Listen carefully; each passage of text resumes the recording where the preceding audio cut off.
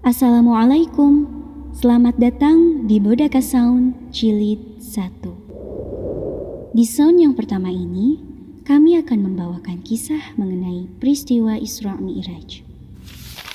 Kisah Isra Mi'raj disebutkan oleh Allah Subhanahu wa Ta'ala di dalam Al-Quran surah Al-Isra ayat 1 dan surat An-Najm ayat 1-18.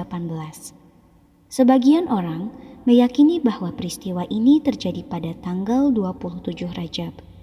Padahal, para ulama ahli sejarah berbeda pendapat tentang tanggal kejadian kisah ini. Ada beberapa perbedaan pendapat mengenai penetapan waktu terjadinya Isra Mi'raj. Di dalam hadis disebutkan bahwa Nabi Muhammad SAW dalam Isra-nya mengendarai buraq, yaitu hewan putih yang panjang, lebih besar dari keledai dan lebih kecil dari bilgol. Langkahnya sejauh pandangannya. Hingga Nabi SAW sampai tiba di Baitul Maqdis. Kemudian beliau masuk ke Masjidil Aqsa dan menjadi imam sholat bagi para nabi dan rasul. Setelah itu, bersama malaikat Jibril, beliau naik ke atas langit dan bertemu dengan para nabi. Di langit pertama, beliau bertemu dengan Nabi Adam alaihi salam. Di langit kedua, beliau bertemu dengan Nabi Isa dan Nabi Yahya alaihi salam. Di langit ketiga, beliau bertemu dengan Nabi Yusuf alaihi salam. Dan di langit keempat, beliau bertemu dengan Nabi Idris alaihi salam. Lalu di langit kelima, beliau bertemu dengan Nabi Harun alaihi salam.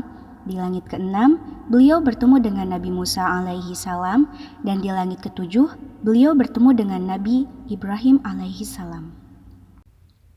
Lalu beliau naik hingga ke Sidrul Muntaha, lalu Allah mewahyukan kepada beliau perintah wajibnya sholat 50 kali dalam sehari semalam. Kemudian beliau turun dan bertemu Nabi Musa alaihi salam. Lalu dia bertanya, "Apa yang diwajibkan Tuhanmu atas umatmu?" Saya menjawab, 50 sholat.